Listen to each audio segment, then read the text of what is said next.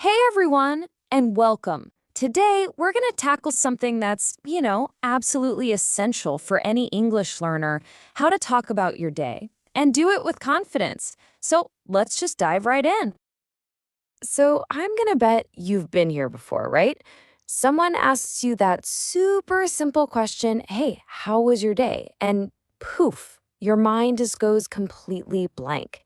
It happens to everyone. It's a really common challenge. But don't worry, we are going to solve that today. Okay, so here's the secret weapon, your daily routine. Seriously, learning how to talk about it is like unlocking a superpower for everyday conversation. Think about it. It's not just a boring schedule, it's a story. And it's the perfect way to practice all that good stuff, tenses, telling time, all the important words without any of the pressure. All right. To really see how this works in the real world, let's follow someone through their day. We're going to meet Jessie, and her routine is going to be our guide for building your very own story. Okay, so here's the big picture of Jessie's day. We're talking from the crack of dawn at 6 a.m. all the way until she hits the hay at 10:30 at night. This gives us a nice, simple roadmap. Now, let's zoom in and fill in all the juicy details. All right, first up, the morning. Her day kicks off at 6. She wakes up, does the usual stuff, brushes her teeth, washes her face, and then comes that classic modern ritual, right? Making coffee while scrolling through her phone. I think we can all relate to that one. After a quick bite to eat for breakfast, she's out the door at 7 a.m. sharp to grab the bus.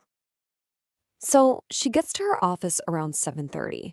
The workday starts pretty much like you'd expect, checking emails, getting organized, and then diving into her main tasks. At 12 o'clock, it's lunchtime with her coworkers. The afternoon? Well, that's more work, maybe a meeting or two thrown in there. And then at 4:30, she's done for the day and on her way back to the bus stop. Once she's back home, it's time to unwind. Jessie chills out for a bit, maybe on the sofa, before she starts making dinner around 6:30. After she eats and cleans up the dishes, her evening is all about relaxing. Spending time with family, maybe getting some exercise in. Then, to wrap up the day, she'll take a shower, maybe read a book for a little while, and then it's off to bed around 10:30. Okay, so that was the day in the life of Jessie. Pretty standard, right? But here's the thing. The real mission here is to give you the tools to talk about your day. So let's get into our next section and start building what I like to call the routine toolkit. What we're going to do now is take Jessie's story and break it down into its most important pieces. We're looking for two things, the key action words and those all-important time phrases. Think of these as the Lego bricks you can use to build a story about literally any day. First up, the action verbs. These are the absolute engine of your story. I mean, just think about it. Wake up, get dressed, eat breakfast, go to work, have lunch, go to bed. These simple phrases covered almost everything Jessie did. If you can get comfortable with just this list right here, you're already like 90% of the way there. And of course, you gotta say when things happen, right? This is where time expressions come in. And notice the little details here. We use at for a really specific time, like at 6 a.m. But if you're not exactly sure or it's not super precise, you can use around, like around 5 p.m. Super useful. And throwing in phrases like in the morning or in the afternoon just helps paint a clearer picture. It's when you mix these time words with those action verbs, that's when your story really comes to life and has a solid structure. Okay, so now we have our toolkit. We've got the verbs, we've got the time phrases. Let's put it to the test and see just how flexible this thing is. Because obviously not everyone has a day exactly like Jessie's, but the cool part is you can use the same language to talk about all sorts of different routines.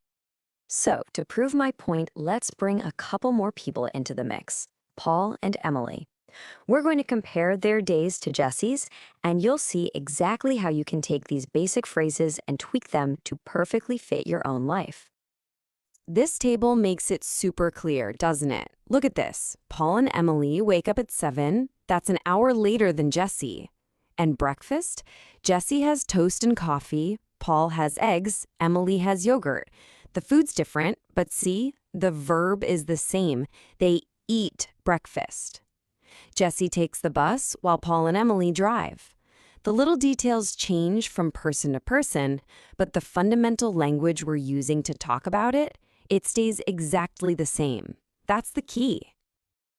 All right, we've seen the examples, we've broken down all the language. Now for the most important part.